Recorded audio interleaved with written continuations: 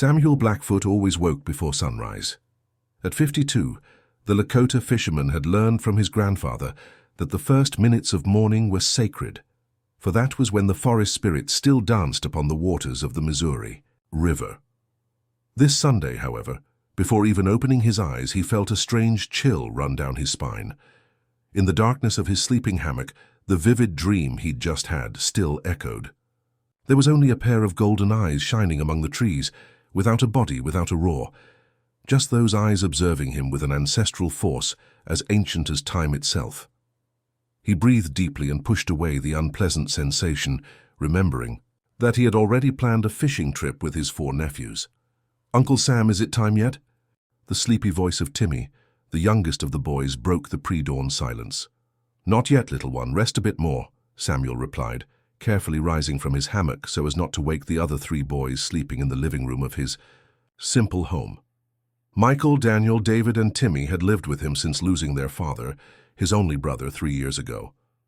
They were the only family he had left, and those boys were like his own sons, though sometimes he felt the weight of responsibility on his tired shoulders. While organizing the hooks and fishing lines in the yard, he again felt the chill on his skin, as if something were watching him from the other side of the silent forest. He shook his head, trying to push away the dark thoughts. He couldn't show weakness in front of his nephews. They had already lost too much in life. "Uncle, are you okay?" Michael appeared in the doorway, rubbing his eyes.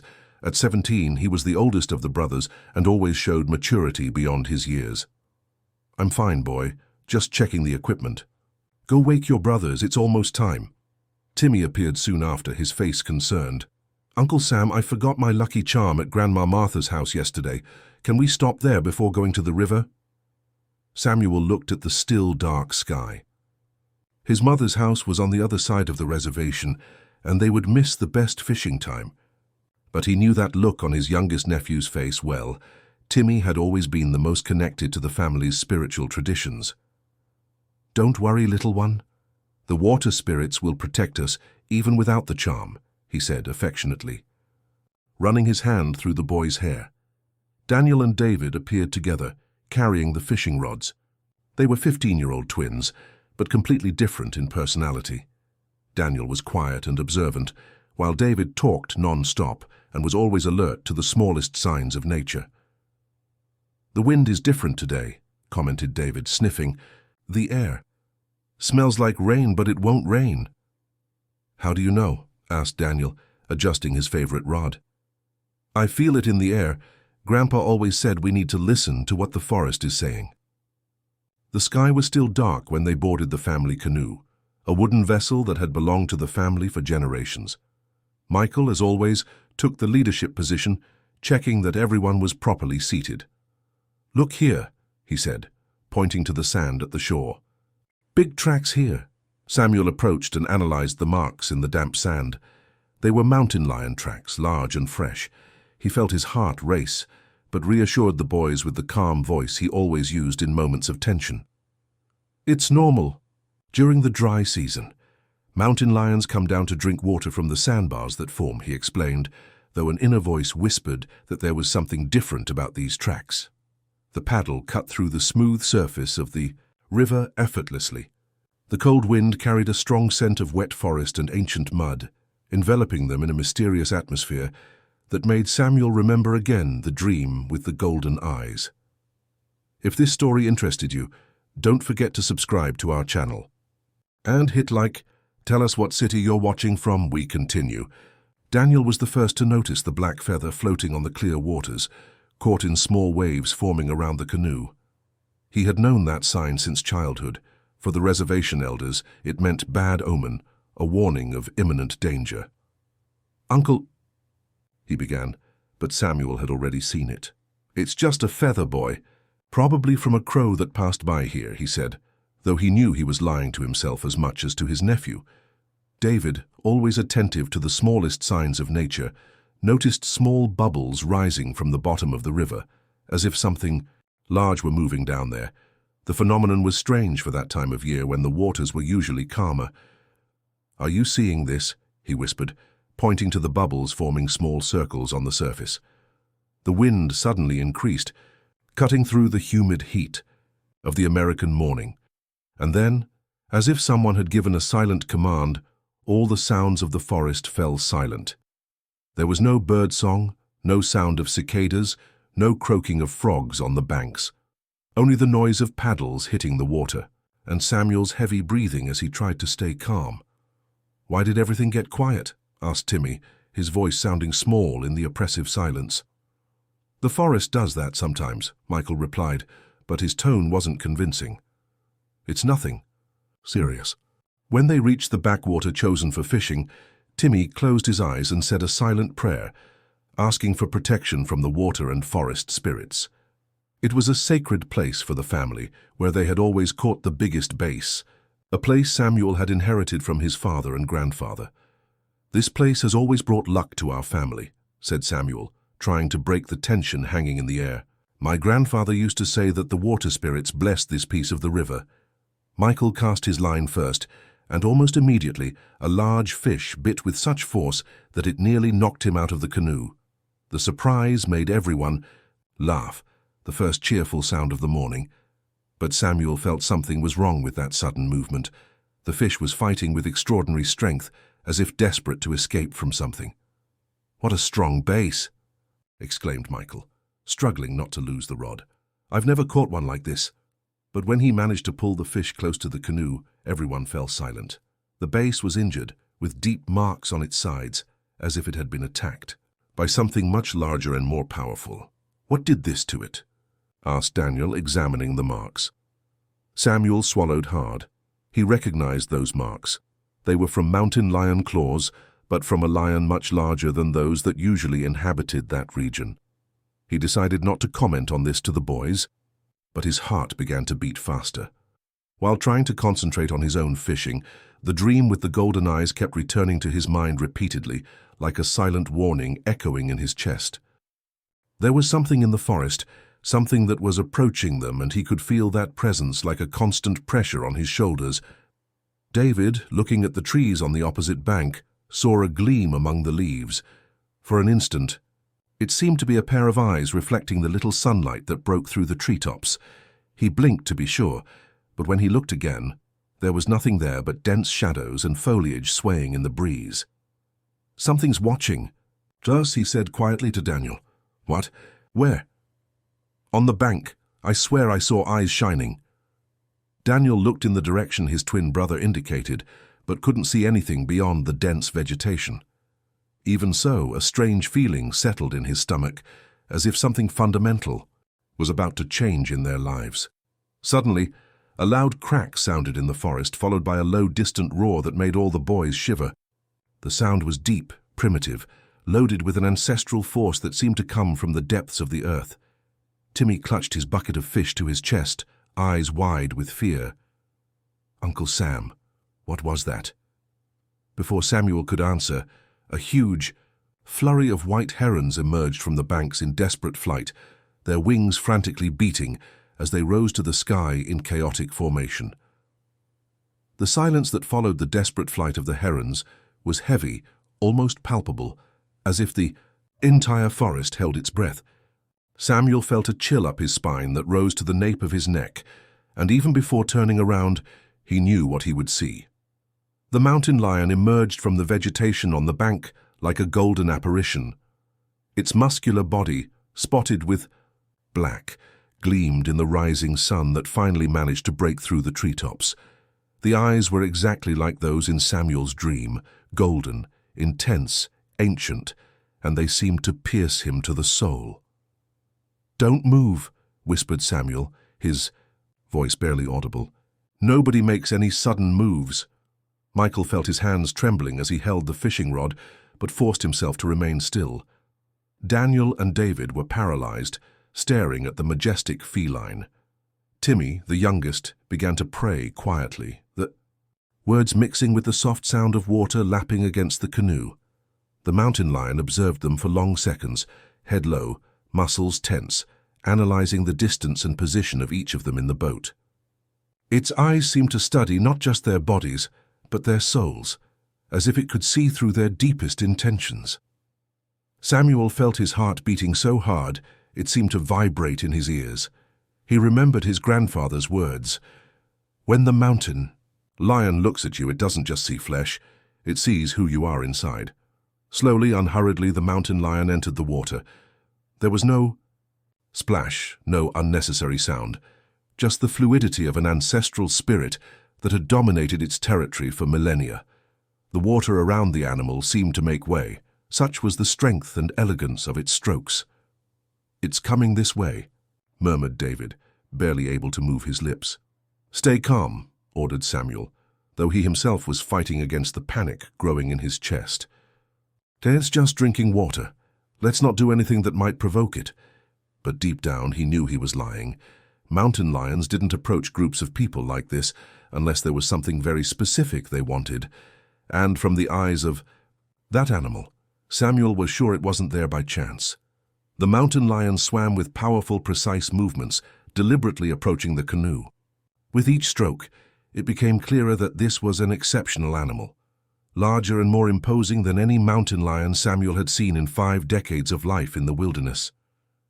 "Uncle Sam," whispered Timmy, "why isn't it afraid of us?"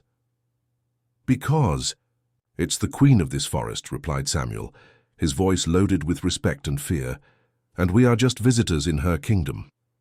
The strong scent of the feline reached them on the breeze, an odor of earth, of wildness, of damp forest, and something more ancestral they couldn't identify. The canoe rocked slightly when the mountain lion came so close that its claws touched the edge of the vessel, producing a dry sound that made Timmy shudder. At that moment, time seemed to stop. The river had ceased its flow. The birds remained. Silent, even the wind had calmed. It was as if all of nature awaited the unfolding of that impossible encounter between the human and wild worlds. The mountain lion's eyes fixed directly on Samuel's. There was no aggression in that gaze, but rather a silent, ancient communication, as if the animal were trying to transmit a message that transcended the barriers between species. "It's trying to tell us something," murmured Michael, surprising everyone with his observation. Samuel nodded slowly. He felt deep in his chest that this was not a common encounter. There was a reason why the mountain lion had appeared at exactly that moment, in that sacred place where his family had fished for generations. Suddenly the mountain lion retreated a few inches, but kept its eyes fixed on Samuel. Its muscles remained tense, ready for any movement, but there were no signs of imminent attack. It was as if it were evaluating something, making an important decision. "What does it want?" asked Daniel, his voice almost inaudible. "I don't know," admitted Samuel, "but I have the feeling our life is about to change forever." The mountain lion remained there for a few more moments, and then, with the same elegance with which it had approached, began to move away. But before completely disappearing into the vegetation on the bank, it turned one last time and looked directly at Samuel, as if sealing a silent pact between them. The return journey was made in absolute silence. None of the 5 could completely process what had happened on the river. Samuel paddled with automatic movements, his thoughts swirling between the previous night's dream and the impossible encounter with the mountain lion. "Nobody will believe us," said Michael finally, breaking the oppressive silence. "We don't need to tell anyone," replied Samuel, but his voice carried an uncertainty the boys rarely heard. "Some things should stay between us." When they reached the shore, Timmy was the first to jump from the canoe, but his legs were trembling so much he almost fell on the sand. David helped him balance, and the brothers exchanged glances with a new complicity born of shared fear. "Uncle," said Daniel as they helped pull the canoe out of the water, "that mountain lion, it wasn't normal, was it?" Samuel stopped pulling the rope and looked at his nephew. "What do you mean?" "It was too big. And the eyes, it was as if it could see inside us." "All mountain lions have eyes like that," lied Samuel. But he knew. Daniel was right. There was something supernatural about that animal, something that defied his 5 decades of experience in the wilderness. When they reached the reservation, they were greeted by Martha, the boy's grandmother, and Samuel's mother. At 73, she was considered one of the wisest women in the community, guardian of ancestral traditions a knower of the secrets of the forest. "You're back early," she observed, noticing the buckets with few fish and the tense expressions on everyone's faces. "Did something happen?" Timmy ran to her and took shelter in her arms. "Grandma, a mountain lion appeared in the river, a golden mountain lion with eyes that shined." Martha felt a chill run through her aged body. She moved her grandson away and looked directly at Samuel, her dark eyes reflecting deep concern. "Tell me everything," she said, her voice grave and loaded with authority. Samuel reported the encounter in detail, from the previous night's dream to the moment when the mountain lion disappeared into the vegetation. As he spoke, he noticed his mother's face becoming increasingly serious. "Mom, do you know what this means?" he asked when he finished telling the story. Martha remained silent for long minutes, staring fixedly at the river through the trees. Finally, she sighed deeply and turned to her son. "I need to consult the elders. What you saw, it could be a sign." "A sign of what?" "Long ago, when your father was a child, a golden mountain lion appeared to our family. It was shortly before—" She stopped abruptly, as if she had said more than she intended. "Before what, Grandma?" asked Michael, approaching. "Before great changes came to our land," she replied, avoiding direct eye contact with her grandson. That afternoon, while the boys rested, Samuel sought out Joseph, the reservation's medicine man and guardian of the spiritual traditions of the Lakota people. The old Native American, 82 years old, lived in a simple house in the center of the community, surrounded by medicinal plants and sacred objects.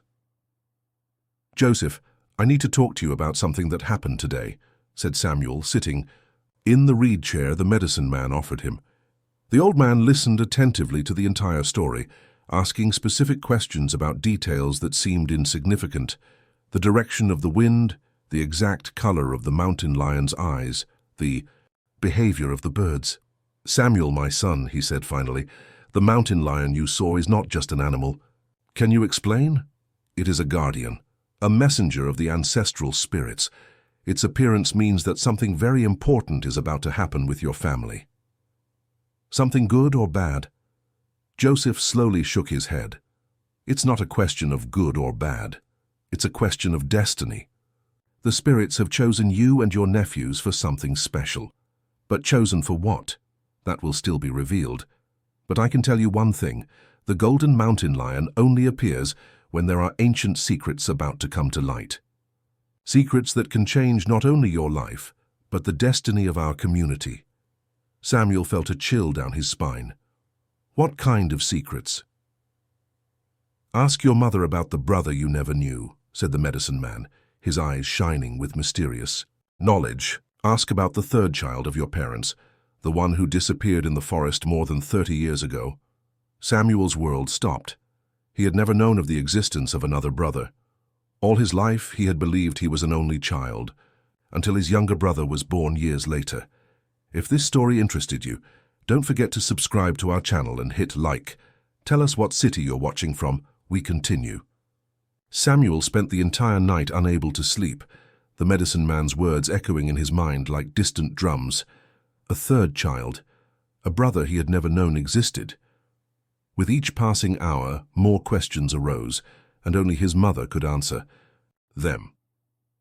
At dawn, he found Martha preparing cornmeal in the yard, as she had done every morning for decades. She raised her eyes when she saw him approach, and from her son's grave look she immediately knew what he would ask. "Joseph spoke with you yesterday," she said, not as a question, but as a statement. "Mom, I need to know the truth. Who is this brother I never knew?"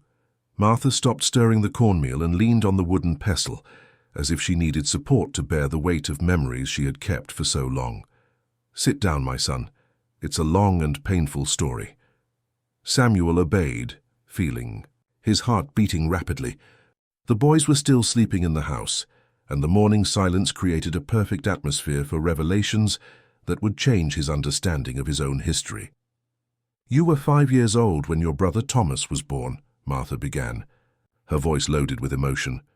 "He was the middle child, 2 years older than Robert, your youngest brother." "Robert was the boy's father," murmured Samuel, remembering the brother who had raised the 4 nephews. "Yes, But Thomas was special. From a young age he showed a connection with nature that frightened even the elders of the reservation. He spoke with animals, knew when it would rain days before the clouds appeared, and had dreams that always came true. Samuel felt a shiver. Like my dream with the golden eyes? Exactly like your dream. Thomas had the gift of vision, the same gift that seems to be awakening in you. Martha stood up and walked to a small bowl where she kept personal objects. From there, she removed a seed necklace and a yellowed photo that Samuel had never seen. This was Thomas at 15, she said, showing the photo. Samuel took the image with trembling hands. The young man in the photo had golden eyes exactly like those of the mountain lion they had encountered in the river. The resemblance was disturbing, supernatural. Mom, his eyes. Yes, golden as gold, just like yours. When you were a child before they darkened with age. But what happened to him? Why did I never know of his existence? Martha sighed deeply, as if preparing to reveal the most painful secret of her life.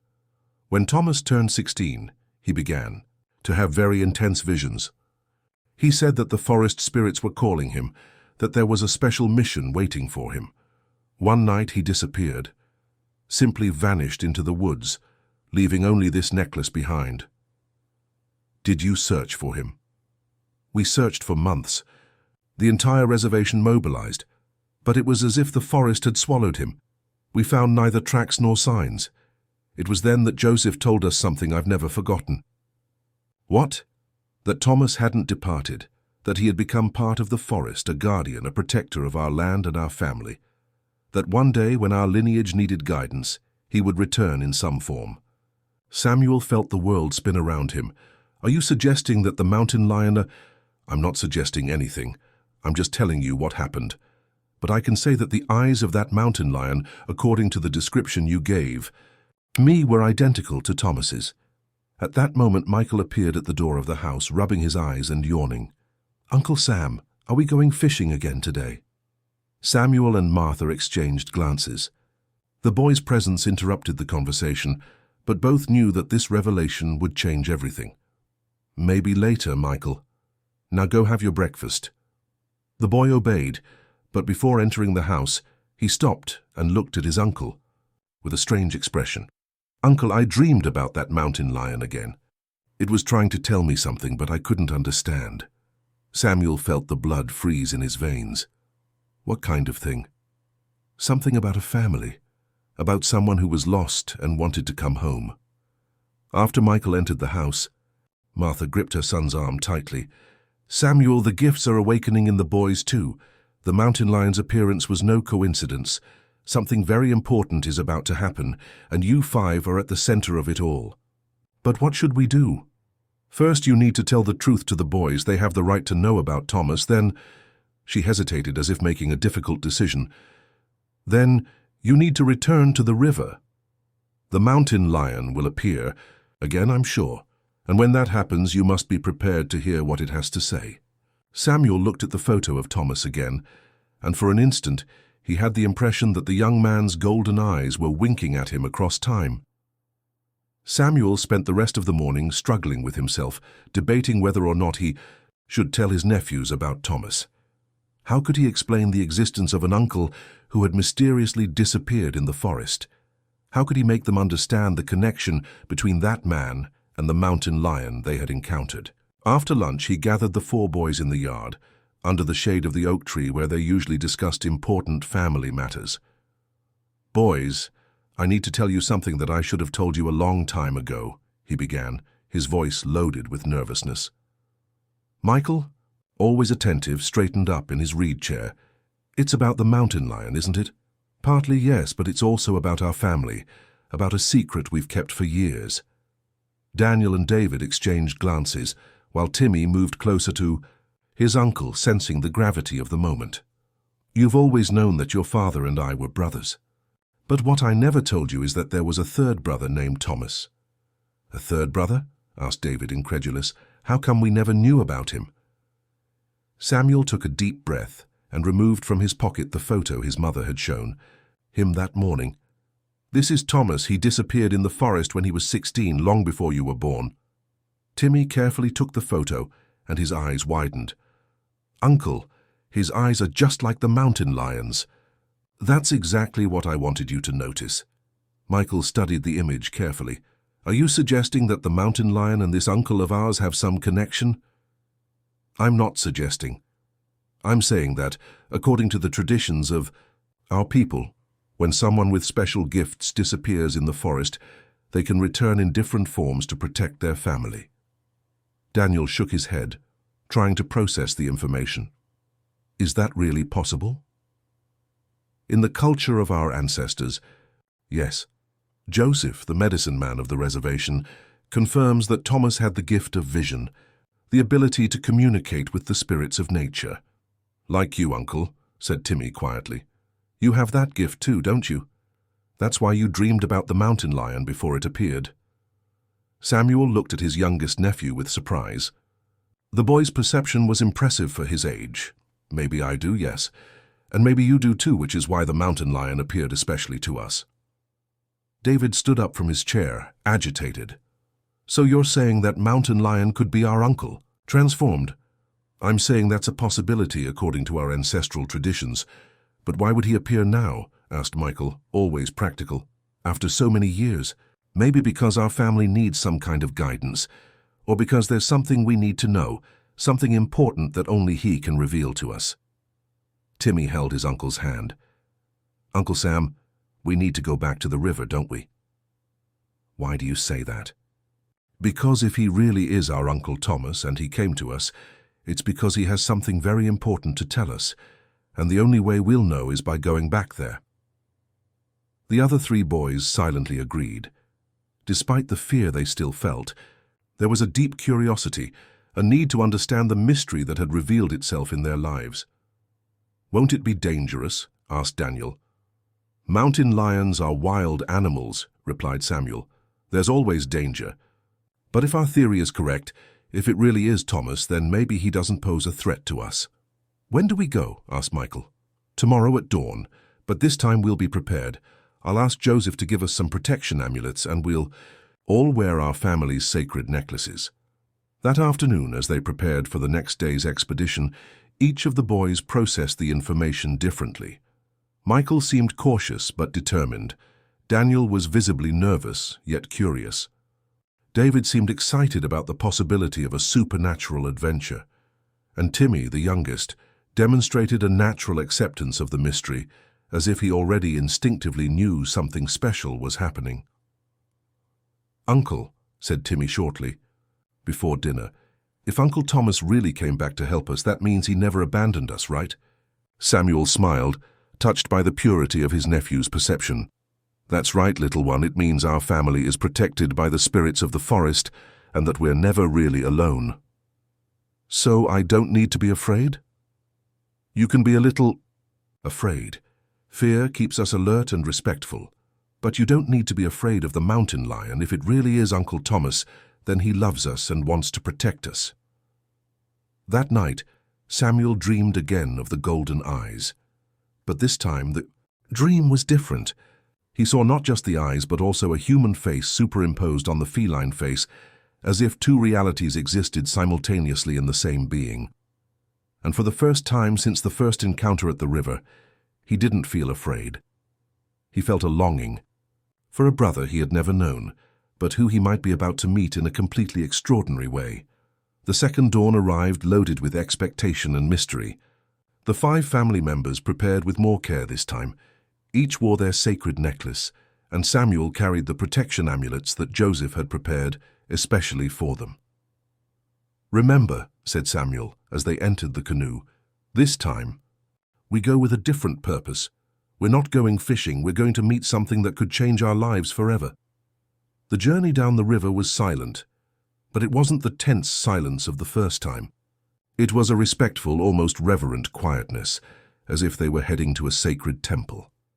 When they reached the backwater where everything had begun, the mountain lion was already there, waiting. It was sitting on the bank, majestic and serene, as if it knew exactly when they would arrive.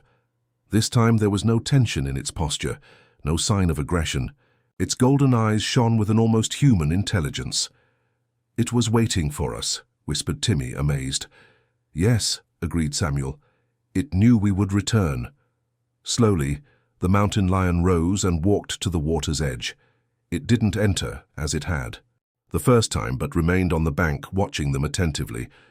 "What do we do now?" asked Michael. "We'll approach," decided Samuel, "but slowly, with respect." They paddled carefully toward the shore. The mountain lion didn't move, just continued observing. When the canoe touched the sand, the animal took a few steps back, maintaining a safe distance but didn't flee. Samuel was the first to exit the canoe, followed by the boys. The mountain lion observed them, one by one, as if recognizing familiar faces. "Thomas," said Samuel quietly, feeling a bit foolish for speaking to a wild animal, but guided by a deep instinct. "If you really are our brother, give us a sign." The mountain lion tilted its head slightly, an almost human movement that made all the boys gasp in surprise. Then it walked to a nearby tree and began scratching the trunk with its claws. "It's making drawings," exclaimed David. They approached carefully and saw that the marks on the trunk formed symbols. These weren't random scratches, but deliberate patterns that seemed to be trying to communicate something. Timmy was the first to understand. "They're our family symbols, the same ones on Grandma Martha's necklace." Samuel examined the marks. Carefully, the boy was right. They were the sacred symbols of the Blackfoot lineage, drawings that only family members knew. "It's not possible," murmured Daniel. "An animal can't know these symbols." The mountain lion moved away from the tree and looked directly at Samuel. In its golden eyes he saw something that made his heart race. Recognition, familiarity, and above all, brotherly love. "My God," he whispered, "it really is you, isn't it?" As if answering the question, the mountain lion approached Samuel until it was just a few feet away. Then it did something extraordinary. It lay down on the ground and exposed its belly, a position of total vulnerability and trust. "It's surrendering," said Michael, moved. "It's showing that it completely trusts us." Samuel knelt on the sand, tears running down his face. "Thomas, my brother, how did you manage to return to us?" The mountain lion rose and walked slowly toward him. With infinite care, it rested its head on Samuel's shoulder, in a gesture that was unequivocally human, loaded with emotion and longing. At that moment, they all felt a supernatural presence in the air. The wind changed direction, bringing a sweet aroma of flowers that didn't exist at that time of year. The birds began to sing again, but with a different melody, more harmonious, almost musical. "Can you feel that?" asked David, looking around in amazement. "The entire forest is celebrating," replied Timmy, with the simple wisdom of children. "It's happy because our family has been reunited." The mountain lion moved away from Samuel and walked up to each of the boys, repeating the affectionate gesture. When it reached Timmy, the youngest, it stayed longer, as if recognizing something special in him. "It knows you're the youngest in the family," said Samuel. "Thomas was always protective of the smaller ones." Then something magical happened. The mountain lion began to emit a low sound between a purr and a melody. It wasn't a threatening roar, but a kind of song, a communication that transcended the barriers between species. "It's trying to tell us something," said Daniel. Samuel closed his eyes and concentrated on the sound. Gradually, as if his mind were tuning into a special frequency, he began to understand fragments of the message. "There's something in the forest," he said, opening his eyes. "Something that threatens our land, our reservation. That's why he returned, to warn us and protect us." The mountain lion stopped making the sound and looked intensely at Samuel, confirming his interpretation. "What kind of threat?" asked Michael. Before Samuel could answer, they heard the noise of engines approaching on the river. The metallic, aggressive sound contrasted violently with the natural harmony of the place. The mountain lion took a position of alertness, but not to attack. It was positioning itself to protect the family, like an ancestral guardian defending its sacred territory. 3 modern speedboats appeared around the river bend, loaded with men dressed in official uniforms. They were federal government employees, accompanied by businessmen and surveyors, all with measuring equipment and documents in hand. "You need to leave here immediately," shouted the leader of the group when the boats approached. "This area has been declared of public utility for the construction of a hydroelectric dam." Samuel felt his blood freeze. A hydroelectric dam would mean the end of everything: his reservation, the sacred river, the forest his family had protected for generations. "This is our ancestral land," he replied, trying to stay calm. "You can't simply expel us." "Yes, we can," replied the official, showing a stack of documents. "We have all the necessary authorizations. Construction begins in 6 months. The mountain lion, which had remained motionless during the conversation, suddenly stood up and walked with determination toward the boats. Not in an aggressive manner, but with such an imposing presence that it made the men instinctively back away. "My God, what kind of giant mountain lion is that?" murmured one of the surveyors. At that moment, something extraordinary happened. The mountain lion stopped at the water's edge and began to emit that melodious sound again, but this time stronger, clearer. And then, gradually, the sound transformed. Impossible as it seemed, the mountain lion's vocalizations began to form words in English, pronounced with the voice that Samuel instantly recognized, even after decades. "This land is sacred," said Thomas's voice, coming from the animal's throat. "You cannot destroy our home." The silence that followed was absolute. The men in the boat stared open-mouthed, unable to process what they had just heard. Samuel and the boys were equally shocked, but for different reasons. "Thomas," whispered Samuel, tears running down his face, "you can speak to us?" The mountain lion turned to him and for the first time spoke with total clarity. "My brother, so long's waiting for this moment." Timmy ran to the mountain lion and hugged it without fear. "Uncle Thomas, you really came back." "I never left, little one. I've always been here, protecting our family, our land." The leader of the government officials, a practical man who didn't believe in mysteries, tried to regain control of the situation. "I don't know what kind of trick this is, but it won't stop our work. You have 48 hours to leave the area." The Thomas mountain lion looked directly at him, and its golden eyes shone with supernatural intensity. "This land harbors secrets you don't understand. If you destroy this place, you will awaken forces you can't even imagine." "What kind of forces?" nervously asked one of the surveyors. "There's a reason why this part of the Missouri has remained untouched for centuries. It's a portal, a meeting point between the physical and spiritual worlds. Our family has been the guardian of this place for generations." Samuel approached his brother lion, finally understanding the whole truth. "That's why you disappeared when you were young, wasn't it? The forest spirits chose you as the ultimate guardian." "Yes, and now you've been chosen to help me. The gifts you have, especially the children, are necessary to keep this place protected."